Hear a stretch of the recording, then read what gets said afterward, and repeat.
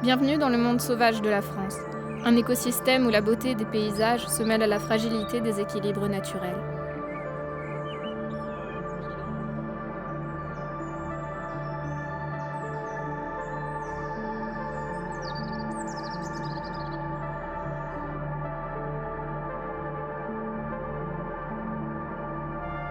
Derrière cette majesté se cachent des histoires poignantes de détresse et de lutte pour la survie des oiseaux sauvages qui peuplent la France. Dans ce reportage, plongeons au cœur de cette réalité française où une lueur d'espoir brille grâce à l'engagement de quelques-uns. Bienvenue dans l'univers de SOS Faune Sauvage. Chaque année, des milliers d'oiseaux sauvages en France sont blessés, désorientés ou victimes des défis imposés par notre monde moderne. La déforestation, l'urbanisation grandissante, la pollution et les changements climatiques ont un impact dévastateur sur la vie sauvage. Les oiseaux, symboles de liberté et de beauté, ne sont malheureusement pas épargnés. Ils se retrouvent piégés dans des filets, blessés par des déchets toxiques ou désorientés par des lumières artificielles. Mais heureusement, dans ce cadre sombre, une lueur d'espoir émerge grâce à l'engagement de ceux qui se consacrent à la protection de la faune sauvage. Donc je m'appelle Aurélie Gontier, moi je suis ici depuis maintenant plusieurs années puisque j'ai commencé en tant que bénévole en 2006 et j'ai été salariée en 2008 et je suis donc la directrice du centre de sauvegarde de la faune sauvage. En tant que capacitaire, je suis également manageuse en fait de cette équipe, donc je la gère comme on gérait une équipe de salariés dans une entreprise avec des règles de management tout simplement. Un centre de sauvegarde, qu'est-ce que c'est ? C'est une structure habilitée à pouvoir prendre en charge des espèces protégées qui ont des difficultés dans la nature, soit parce qu'ils sont orphelins, soit parce qu'ils présentent des traumatismes. Notre objectif, c'est de pouvoir les soigner, les rééduquer, un peu comme on le ferait sur un hôpital. Et l'objectif premier de tout ça, c'est de pouvoir les réinsérer dans leur habitat naturel. Il y a beaucoup de défis au quotidien. Le premier, ça va être de trouver les fonds financiers pour faire fonctionner l'association. Le deuxième défi aussi, c'est de pouvoir fidéliser le bénévole. Ce qu'il faut savoir, c'est que les gens qui viennent dans une association viennent donner de leur temps, mais ce sont également des gens qui ont une vie à côté et qui sont la plupart du temps aussi actifs. Donc la difficulté aussi, c'est de pouvoir trouver des gens qui puissent venir assez longtemps pour pouvoir être formés et après pouvoir intervenir de façon autonome sur la structure. Et le troisième défi qui est un petit peu d'actualité, c'est de valoriser un peu les actions du centre. C'est-à-dire que malheureusement pour beaucoup, le centre c'est uniquement soigner des petits oiseaux. Un centre de soins c'est beaucoup plus que ça, puisqu'on intervient quand même sur des espèces qui ont un statut protégé, classées dans ce qu'on appelle les plans nationaux d'action, donc des espèces qui sont en déclin, voire en disparition, ce qui veut dire qu'on est les seuls à pouvoir accueillir ces espèces, les soigner et leur donner une chance de réintégrer leur milieu. Ce qu'il faut voir, c'est que la majorité des espèces qu'on soigne sont des espèces qui sont en danger ou en déclin, et surtout qui sont là en raison de l'activité humaine. Alors le centre s'est doté de plusieurs missions. Donc la première, c'est la sauvegarde de la faune sauvage. On a également une mission pédagogique et de sensibilisation auprès du grand public de ce qu'est la faune sauvage, des dangers qui pèsent sur elle et de ce qu'on peut mettre en place, soit pour l'aider, soit pour la préserver. On a également une mission, ce qu'on appelle de veille sanitaire. La veille sanitaire consiste en fait à prévenir les autorités des départs de certains virus ou de certaines bactéries sur la faune sauvage. On a également une mission, les actions en justice.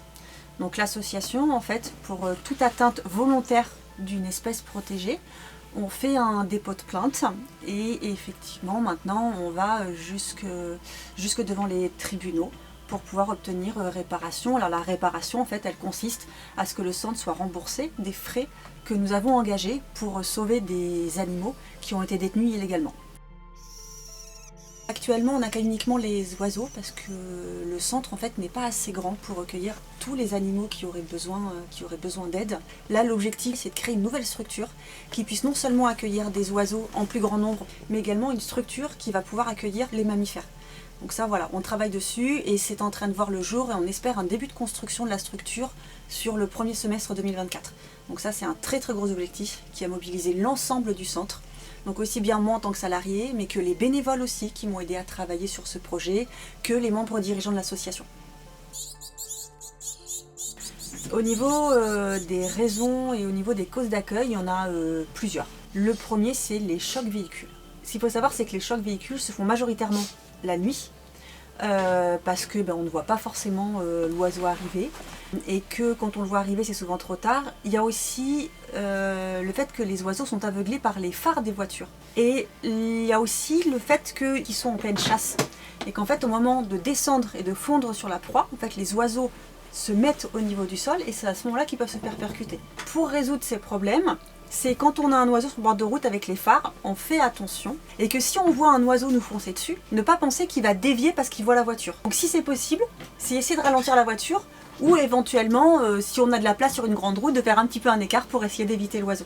On a également des problèmes, alors ce qui arrive très fréquemment en été, c'est tout ce qui va être le jardinage par les particuliers, qui sont effectués en période de nidification et qui sont catastrophiques. Et très souvent, on a des accueils parce que les nids ont pu être coupés en deux ou parce qu'un des parents a été tué pendant le cisaillage ou l'abattage, et on a énormément de dégâts avec ça. Un autre dégât qu'on commence à avoir de plus en plus, c'est tout ce qui va être lié à la pollution plastique, notamment tous les liens en plastique. Donc ça peut être les liens des sacs poubelles, mais également tout ce qui va être les fils nylon, par exemple les fils de pêche.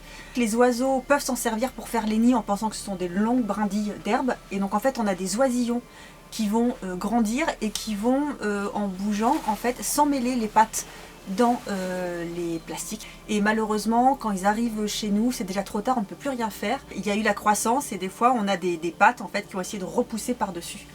Donc c'est vraiment des handicaps, des malformations et surtout une souffrance pour l'animal qui sont absolument catastrophiques. En dehors des nids, après on peut avoir des problématiques, notamment là avec les fils nylon, d'oiseaux qui vont se suspendre. Les oiseaux qu'on arrive à dépêtrer de ces fils, quand ils arrivent au centre, présentent des blessures extrêmement importantes. Il n'y a pas eu d'irrigation du membre, donc en fait on a des sortes de nécroses spontanées qui arrivent et c'est extrêmement compliqué. Donc là encore une fois, tout simplement c'est de faire attention à nos déchets et ne pas hésiter aussi dans la nature quand on se promène, quand on voit ça arrive, des fois on voit des bouts de plastique, des ficelles, etc. Ne pas hésiter à les ramasser. Depuis quelques années, on a vraiment une prise de conscience du bien-être animal, de l'importance de préserver la faune sauvage. Et ce que j'aurais envie de dire, c'est de continuer, vraiment, de continuer à avoir cette curiosité, de se poser des questions sur comment est-ce qu'on peut faire pour protéger son environnement, de continuer à se renseigner et qu'on continue à aller dans ce sens-là. SOS Faune Sauvage incarne l'espoir au cœur de l'adversité.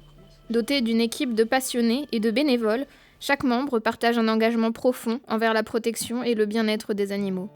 Leur mission est claire, sauver, soigner et libérer. Je m'appelle Célia Blanchet, j'ai 20 ans. J'ai commencé à travailler à la faune sauvage, ça fait bientôt 1 an. J'ai commencé en étant soigneuse animalière en service civique, donc j'ai fait toute ma formation ici et j'ai tout appris ici. La faune sauvage, c'était quelque chose qui m'intéressait déjà à la base et depuis longtemps. J'ai toujours été au contact des animaux. Ça s'est très très bien passé, j'ai beaucoup aimé ce que je faisais, donc j'ai décidé de continuer en tant que bénévole et je continuerai d'être bénévole ici tant que c'est possible, et même dans le prochain centre qui va être créé d'ici 2025. Les expériences les plus gratifiantes qu'on a, je pense que c'est le soin aux animaux, justement, les réinsérer dans leur milieu naturel, etc. C'est vraiment cette aide qu'on apporte à l'animal, où on ouvre la boîte et que l'oiseau s'envole et repart dans la nature, et à ce moment-là on se dit tout ce qu'on a fait ça sert pas à rien quoi. Il y a toujours des expériences un petit peu marquantes et des oiseaux à qui on s'attache plus que d'autres aussi. Celle qui m'a le plus marquée personnellement en tout cas, je pense que c'est un grand-duc qui était arrivé, très impressionnant, et en fait j'ai adoré cet oiseau. Et on l'avait pas gardé très longtemps parce qu'on avait pu la remettre rapidement en fait dans son milieu naturel. Mais ce qui était hyper émouvant dans cette histoire, c'est qu'elle avait des petits. Et du coup, elle avait été séparée de ses petits le temps qu'elle était avec nous. Et elle les a retrouvés. Et ça, je trouve ça quand même super cool. Il y a peut-être un petit côté genre, je suis triste de plus te voir, mais en même temps, si on te voit plus, c'est quand même beaucoup plus positif pour toi. Parce que nous, même si on les aime bien, eux, ils nous aiment pas quoi. Le but, quand on est ici, c'est de pas créer un attachement, parce que si l'oiseau, en fait, devient dépendant de l'homme, on le remet dans la nature et il meurt. Vous l'avez trouvé quand ? J'ai gagné beaucoup en autonomie. Quand on est au centre, on est très rarement plusieurs soigneurs. Ça arrive qu'on soit plusieurs soigneurs pour des cas particuliers, mais 80% du temps, on est seul. et il faut savoir agir en fait avec l'animal. Donc savoir décrypter l'animal, comprendre ses comportements et faire en fonction en fait pour pas les blesser. Si on a besoin de quelqu'un qui est toujours à côté de nous pour nous dire faut que tu fasses ça, faut que tu fasses ça, faut que tu fasses ça, c'est un stress en plus pour l'animal d'avoir quelqu'un à côté, d'avoir plusieurs personnes qui parlent en continu. On va déménager d'ici, j'espère, 2025, parce que nous on est équipés pour les oiseaux mais pas forcément pour les mammifères. Donc une collecte a été faite avec J'adopte un projet et sur laquelle les gens ont fait des dons qui vont servir pour la construction du centre, pour les projets en fait qu'on a pour la suite. On a pu atteindre les paliers qu'on voulait, mais on a pu toucher beaucoup de personnes et donc nous faire connaître aussi nous auprès des gens en fait. Les véritables héros de cette histoire sont les bénévoles et les salariés. Ils représentent le pilier fondamental de SOS Faune Sauvage. Leur travail va bien au-delà du simple sauvetage. Ils veillent sur chaque animal pris en charge, leur prodiguant des soins attentifs et personnalisés. Les membres sont confrontés à divers défis lorsqu'ils s'occupent des oiseaux sauvages, notamment le risque d'imprégnation. L'imprégnation se produit lorsque les oiseaux s'habituent trop à l'humain, ce qui peut compromettre leur capacité à survivre dans la nature. Les membres de SOS Faune Sauvage doivent donc veiller à minimiser les interactions avec les oiseaux afin de préserver leur instinct sauvage et leur permettre de retrouver leur liberté une fois réhabilités. Ce défi supplémentaire souligne l'importance du travail méticuleux et de la sensibilisation à la protection de la faune sauvage. Une des difficultés qu'on a aussi en centre, c'est qu'on doit faire face aux gens qui gardent trop longtemps les animaux. Et on a des animaux qui peuvent arriver, qui sont soit familiers, c'est-à-dire qui sont habitués à l'homme, mais à qui on peut rendre un caractère sauvage. Et on a malheureusement des animaux qui sont imprégnés. Un animal imprégné, c'est un animal qui a pris pour image l'être humain, qui pense que l'être humain est son espèce, et donc il va agir envers les hommes comme il agirait envers ses congénères. Au début, ça peut sembler très sympathique parce que vous avez des oiseaux qui viennent sur vous, qui se mettent sur vos mains, qui vont peut-être même dormir avec vous, qui vont venir se percher sur votre épaule. Mais malheureusement, en grandissant, ce sont des oiseaux qui vont aussi développer des comportements agressifs parce qu'ils vont défendre leur territoire. Vous allez être perçu comme un congénère, donc ils vont pouvoir vous attaquer. En période de reproduction, il y a aussi un risque qu'ils vous attaquent, vous ou d'autres personnes. La plus grosse problématique, c'est que ce sont des animaux qui ne peuvent pas retourner en milieu naturel. Là, il faut vraiment prendre conscience qu'un animal qui est imprégné en faune sauvage, c'est un animal qui est perdu. Et quand je dis perdu, c'est malheureusement un animal qui devra être euthanasié. Les animaux de la faune sauvage, contrairement à ce que les gens pensent, non, on ne peut pas les mettre dans des parcs zoologiques. Il n'y a pas de structure qui existe pour accueillir des animaux comme ça. Donc, à partir du moment où un animal sauvage d'une espèce protégée ne peut pas retourner dans son milieu naturel parce qu'il est imprégné, c'est une euthanasie. Il faut que les gens aient conscience que quand ils gardent un animal, c'est néfaste pour l'animal. Donc on a des oiseaux qu'on retrouve au milieu naturel parce que les gens les ont relâchés et ils sont imprégnés. C'est des oiseaux qui ne savent pas se débrouiller, qui sont attaqués par les autres et qui retournent vers l'être humain. Le problème, c'est que nous, en centre, on ne peut rien faire pour eux, c'est trop tard. Là, par exemple, on voit sur le cas de ce faucon cresserelle, il est totalement imprégné, il vient nous voir en volière et il nous appelle. Il n'a pas du tout le comportement normal que devrait avoir un animal sauvage. Cet animal-là, en milieu naturel, n'a absolument aucune chance et comme il n'existe aucune structure, on va devoir euthanasier un animal qui est en parfaite santé parce qu'il y a eu un comportement inadapté, quelqu'un n'a pas fait ce qu'il fallait avec lui. Et que, comme toujours, c'est une action humaine qui condamne un animal. Ce quotidien est fait de hauts et de bas, de joie et de peine. Ces bénévoles, formés par le centre pour s'occuper des oiseaux, sont confrontés à des décisions difficiles. Malheureusement, dans certains cas, malgré tous les efforts déployés, il arrive qu'ils ne puissent pas sauver tous les oiseaux qu'ils accueillent. Ils doivent parfois faire face à la réalité cruelle, quand certains animaux sont trop gravement blessés ou malades pour être soignés avec succès. Je m'appelle Nathan, j'ai 24 ans et c'est mon premier jour ici en tant que bénévole soigneur. Moi je me suis toujours dit j'aimerais trop le faire et puis après en regardant mais en fait il y en a un là et ça a pris donc c'est trop cool et puis après en motivation les animaux forcément, la faune sauvage, se dire on peut les aider, faire ce qu'on peut pour eux quand on voit tout ce qui va pas, c'est le petit coup de pouce à la vie sauvage. Il y a quand même quelques moments difficiles, mais ça fait partie du travail. À partir du moment où on travaille avec du vivant, il y a toujours des moments qui sont pas agréables. On n'a pas le choix que de faire avec, parce que si à chaque fois qu'un moment difficile arrive, on a un moment où on est au plus bas et vont se dire oh, non mais j'ai pas fait ce qu'il fallait, ça fonctionnera pas. Ça peut être difficile émotionnellement, mais il faut passer outre et avancer en fait. J'ai pas encore vécu ces moments, mais je pense qu'on va y venir, malheureusement. Je sais pas, je pourrais pas dire si je suis prêt, je m'y attends, mais forcément, ça va être dur quand ça va arriver, quoi. Moi, c'est le docteur Piston Raphaël. Donc, je travaille à la clinique vétérinaire du Sablard. Je suis référent pour les NAC, donc les nouveaux animaux de compagnie, et je suis vétérinaire à l'association SOS Faune Sauvage depuis 6 ans. Les bénévoles, en tout cas l'assaut, récupèrent les oiseaux qui sont emmenés par soit d'autres bénévoles, soit par les gens qui les ont retrouvés. Et ensuite, ils me les emmènent pour faire soit un point sur leur santé, soit s'il y a déjà des lésions qu'eux ont remarquées, pour faire les soins nécessaires, les examens complémentaires, type radio, échographie, prise de sang. Et s'il faut intervenir derrière, eh bien, on fera des interventions. Le plus souvent, c'est des chirurgies osseuses sur des fractures de l'aile ou des pattes. Des décisions difficiles, il y en a souvent, parce que malheureusement, il y a quand même souvent des euthanasies à faire, parce que c'est pas tous les jours qu'on arrive à réparer des ailes ou qu'il y ait des maladies qu'on puisse soigner sur la faune sauvage, du moins qu'on puisse soigner et que l'animal soit relâchable par la suite. Donc il y a des décisions qui sont parfois compliquées, il faut prendre la décision de l'euthanasie. SOS Faune Sauvage ne se tient pas seul dans cette lutte. Des vétérinaires se tiennent aux côtés des bénévoles, formant une équipe indissociable dans le processus de guérison et de réhabilitation. Leur expertise médicale et leur engagement sans faille sont des atouts précieux pour assurer le bien-être et la santé des animaux sauvages pris en charge. Ensemble, ils travaillent main dans la main pour prodiguer des soins attentifs et adaptés à chaque patient, offrant ainsi une seconde chance à de nombreux oiseaux. On travaille aujourd'hui avec des cliniques vétérinaires qui ont accepté de se former sur la faune sauvage. Et ça, c'est des partenariats qui sont extrêmement importants. Le soin qu'on fait en centre n'est pas des soins vétérinaires. Nous travaillons avec un vétérinaire qui fait tout ce qui va être les chirurgies, les sutures, etc. Le travail au niveau des soigneurs, on est plus sur un travail qui s'apparente à un travail d'infirmier, en fait, dans un hôpital.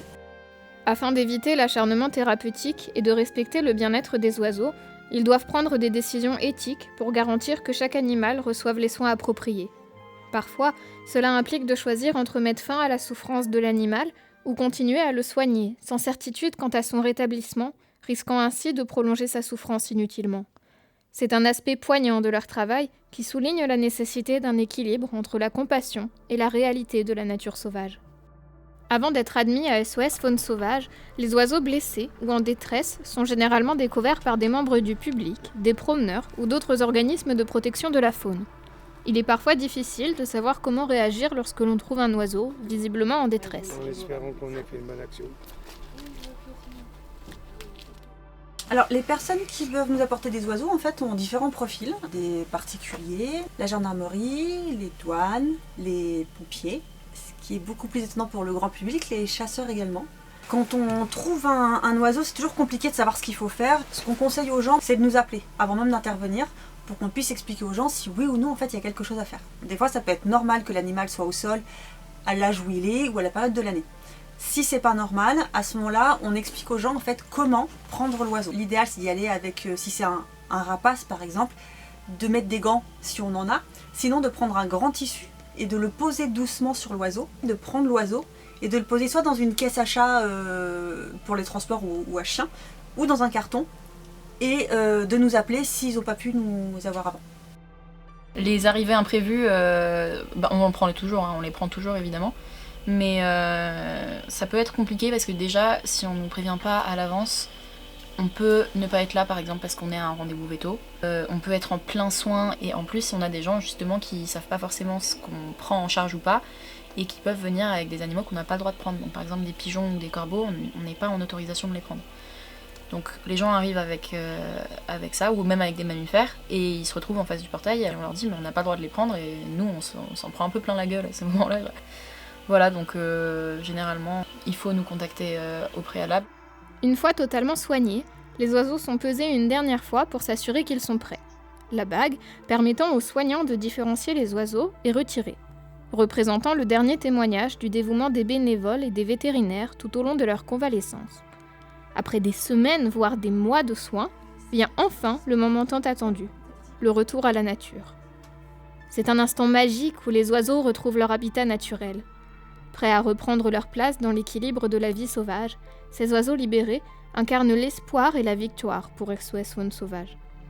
Au cours de notre présence, nous avons eu la chance d'assister à l'une de ces remises en liberté. Cette chouette hulotte, arrivée blessée aux pattes à cause de nombreux liens, a été relâchée au plus près du lieu de sa découverte afin qu'elle puisse retrouver son territoire. Grâce à l'engagement de SOS Faune Sauvage et de tous ceux qui les soutiennent, des milliers d'oiseaux sauvages ont eu une nouvelle chance de vivre librement dans leur environnement naturel. Mais cette mission est loin d'être terminée. Les défis auxquels fait face la faune sauvage demeurent nombreux et complexes. La destruction des habitats naturels, la pollution, les collisions avec les structures humaines et d'autres menaces continuent de peser lourdement sur la survie des espèces animales. Le besoin d'intervention humaine demeure donc urgent et vital pour assurer la préservation de la biodiversité française. Les bénévoles, ils font en fonction de leur emploi du temps. Par exemple, moi, là en ce moment, je viens souvent parce que j'ai plus de travail. Enfin, c'est moi qui disais, oh, ok, aujourd'hui j'ai envie de passer, aujourd'hui je peux aider. On essaye de faire rouler, de faire tourner pour que ce soit pas toujours les mêmes personnes qui soient ici. Mais on nous force jamais à venir, c'est vraiment en fonction de notre emploi du temps. Donc quelqu'un qui travaille peut complètement venir ici. C'est grâce au travail des bénévoles que le centre peut fonctionner et donc c'est extrêmement important à mon sens de les impliquer. Chaque bénévole contribue à l'action de l'association et pour ce faire c'est un accompagnement. Une présence aussi, c'est très important que les bénévoles ne se sentent pas seuls, donc qu'ils puissent compter sur les salariés et sur l'équipe dirigeante de l'association. C'est une formation aussi des bénévoles et ce qui est très important également c'est de pouvoir impliquer les bénévoles dans les projets et l'avancement des projets du centre pour qu'ils se sentent vraiment inclus dans l'association. On évite de faire distinction entre bénévoles et salariés, on est une équipe. C'est pourquoi l'appel à l'action résonne plus fort que jamais. Que ce soit en devenant bénévole, en contribuant financièrement ou en sensibilisant le public à cette cause cruciale, chacun peut jouer un rôle dans la protection de la faune sauvage. Ensemble, nous pouvons faire la différence et apporter notre soutien à SOS Faune Sauvage, contribuant ainsi à sauver et à protéger davantage d'animaux sauvages en détresse. Alors pour sensibiliser le public à la cause animale, on a déjà sur les réseaux sociaux, donc une page Instagram et une page Facebook sur lesquelles on diffuse régulièrement les animaux qui sont présents au centre, ce qu'ils ont eu, les soins qu'on va mettre en place, mais également aussi des conseils sur comment nourrir les oiseaux, comment éviter qu'ils se retrouvent piégés par exemple dans les cheminées, etc. On sensibilise aussi le public par notre présence sur des événements. Ça peut être des marchés, des stands. L'objectif là c'est de rencontrer les gens, de pouvoir échanger avec eux directement, répondre à leurs questions, leur délivrer des conseils. Et là dernièrement on a créé sur notre site internet, c'est accessible, des petites fiches médiation faune sauvage qui expliquent aux gens en fait les dangers auxquels la faune sauvage est confrontée et sur lesquels les particuliers peuvent agir à leur niveau. Si vous souhaitez soutenir SOS Faune Sauvage dans leur mission, devenir bénévole ou contribuer financièrement, n'hésitez pas à les contacter. N'oubliez pas de partager ce reportage pour sensibiliser davantage de personnes à cette cause essentielle. Merci pour votre attention et votre soutien.